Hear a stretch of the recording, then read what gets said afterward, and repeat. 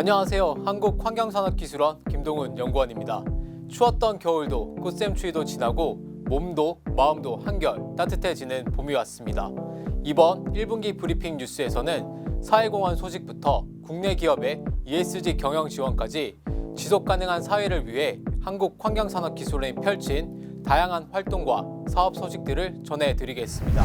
첫 번째 소식입니다. 한국환경산업기술원은 지난 1월 30일 설 명절을 맞아 서울 은평구에 위치한 중증장애 재활복지 시설을 방문해 봉사활동을 펼쳤습니다. 시설 환경 정화와 식사 지원뿐만 아니라 2023년도 사회적 경제 지원 우수 사례 경진 대회를 통해 받은 포상금 600만 원을 시설 운영 지원을 위해 기부했습니다. 이어지는 따뜻한 소식입니다. 새학기가 시작되는 3월 한국환경산업기술원은 새 출발하는 직원 자녀들의 꿈과 미래를 응원하기 위하여 축하 편지와 선물을 전달하였습니다.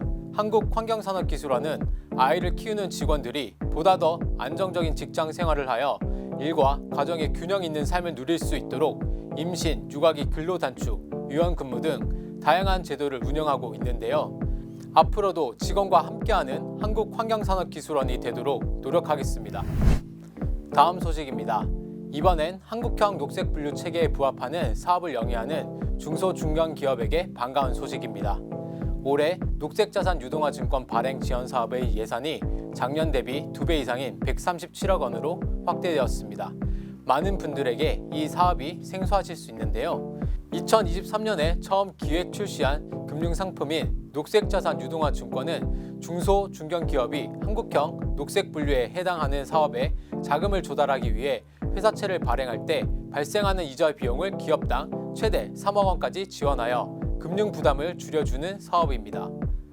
이 사업을 통해 작년 한 해 동안 74개 기업 대상으로 1,555억 원 규모의 증권을 발행하였고 기업당 평균 7,400만 원의 이자 비용을 절감할 수 있었다고 합니다.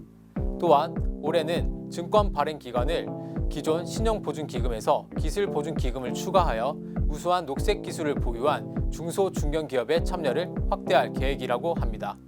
앞으로도 녹색 사업을 하는 기업에 따뜻한 투자 환경이 조성될 수 있도록 노력하겠습니다.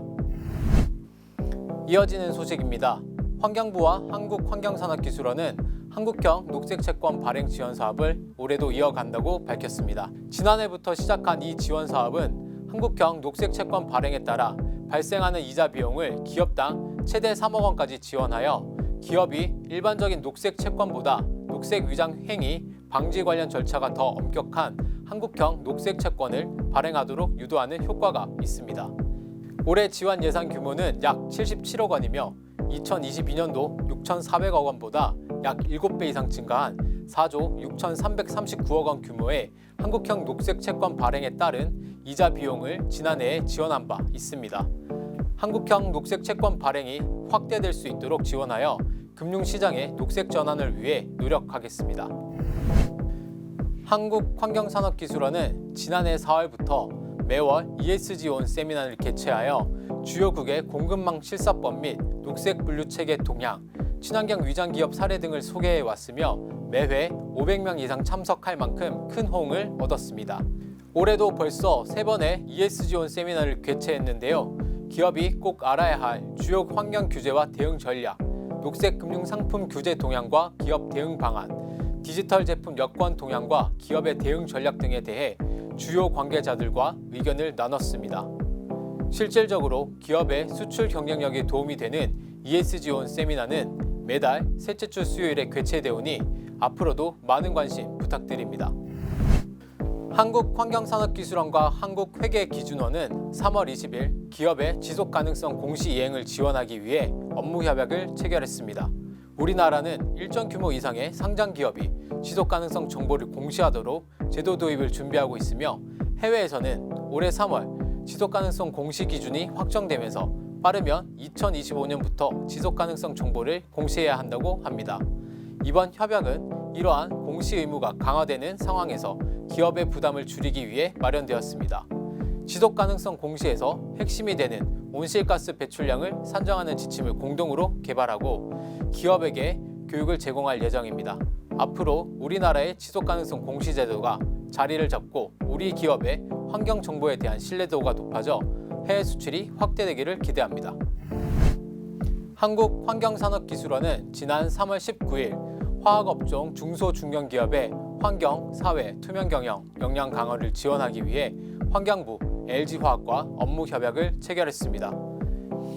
이번 협약은 LG화학 공급망에 포함된 중소중견 협력사를 대상으로 환경부와 한국환경산업기술원이 친환경 경영 자문 환경 정보 공개, 전 과정 목록 정보 구축 등을 지원하여 화학업종의 환경, 사회, 투명 경영을 촉진하기 위한 협약입니다.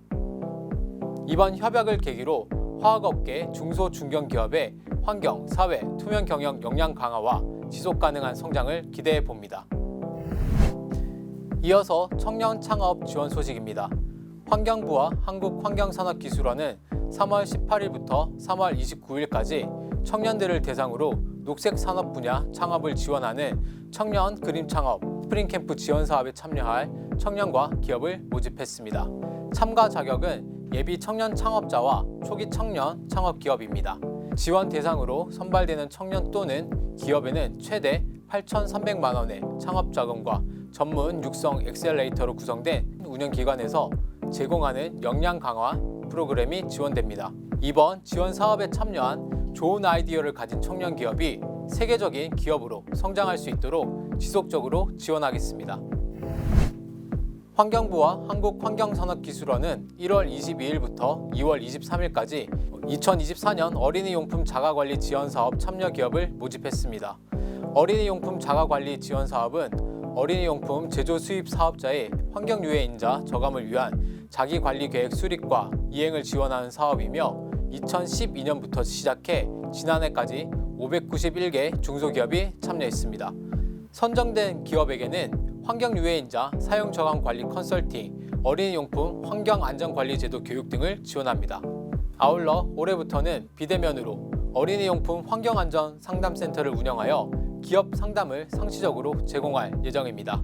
이 사업을 통해 환경유해인자를 관리하려는 의지는 있지만 현실적인 한계로 이행이 어려운 중소기업을 폭넓게 지원하여 어린이용품 안전성을 강화하는 데 실질적인 도움이 되기를 바라겠습니다. 한국환경산업기술원과 국립환경과학원은 페트병 플레이크 품질 시험 방법 국가표준을 개발해 1월 29일 제정 고시했습니다. 이번 국가표준 시험 방법은 폐 페트병으로 섬유 등의 고품질 재활용품을 생산할 때 배출, 세척, 생산 등 재활용 과정 각 단계에서 엄격하고 일관된 품질 관리를 위해 마련된 것인데요. 이 국가표준에서는 폐 페트병으로 재활용품을 제조할 때 필요한 페트병 플레이크의 이물질 함량, 수분 함량, 잔류 알칼리 등 품질 특성 9개를 평가하는 방법을 규정하고 있습니다. 페트병 플레이크 생산 기업과 이를 재생 원료로 활용하여 재활용품을 제조하는 기업 간의 일관된 품질 관리 체계를 구축할 수 있기를 기대해 봅니다. 이어지는 국가표준 개발 소식입니다. 한국환경산업기술원과 국립환경과학원은 생분해성 수지 재질을 측정하는 시험 방법을 개발하여 1월 31일에 국가표준으로 제정 고시했습니다. 생분해성 수지는 일반적으로도 생분해도 시험을 통해 생분해성을 입증받고 있는데 장기간의 시험 기간과 비싼 시험 비용이 관련 기업들의 부담으로 작용해왔습니다. 그러나 이번에 제정된 국가표준은 시장에서 많이 사용되고 있는 생분해성 수지 5종과 이들 수지로 구성된 성형 제품을 대상으로 재질 성분과 함량을 확인할 수 있는 시험 방법 및 절차를 규정하고 있어 시험 기간을 기존 180일 내지 45일에서 약 5일로 단축시키고 시험 비용 또한 기존 1,800만 원 또는 450만 원에서 약 50만 원으로 대폭 절감시켜 경제적 측면에서 기업 부담을 줄일 수 있습니다. 이번 국가표준을 통해 생분해성 수지 제품 생산 기업들이 시장 경쟁력을 확보하는 데 많은 도움이 될 것으로 기대합니다. 마지막 소식입니다. 순환경제 관련 신기술이나 서비스를 준비하는 기업에게 반가운 소식인데요. 지난 1월 1일부터 자원을 효율적으로 이용하고 폐기물의 순환을 촉진할 수 있도록 혁신적인 신사업의 실현을 돕기 위해 순환경제 규제 샌드박스 제도가 시행되었습니다. 순환경제 규제 샌드박스 제도는 폐기물 저감, 재활용, 재사용 등 순환경제 신기술 서비스가 규제에 막혀 시장 출시가 지체되는 일이 없도록 일정 조건 및 일정 기간 하에 기존 규제를 면제하거나 유예해주는 제도입니다. 순환경제 규제 샌드박스 제도는 신속 처리, 실증을 위한 규제 특례, 임시 허가를 운영하고 있으며 한국환경산업기술원 누리집을 통해 규제 샌드박스 제도를 신청할 수 있습니다. 동시에 법률, 신청서 작성 등을 위한 컨설팅도 진행하고 있습니다. 이와 더불어 규제 특례를 부여받으면 사업자는 최대 1억 4천만 원의 실증 사업비와 책임 보험료를 지원받을 수 있습니다. 한국환경산업기술원은 순환경제 규제 샌드박스 제도를 통해 순환경제 분야의 새로운 기술과 서비스의 신속한 출시를 위해 최선을 다하겠습니다. 이렇게 올 1분기 동안 한국환경산업기술원이 펼친 다양한 소식들을 전해드렸는데요. 국내외적으로 지속가능한 사회를 만들기 위해 계속해서 노력해 나가겠습니다. 그럼 2024년 2분기 소식에도 많은 관심 부탁드리며 이상으로 한국환경산업기술원 브리핑 뉴스를 마치겠습니다. 감사합니다.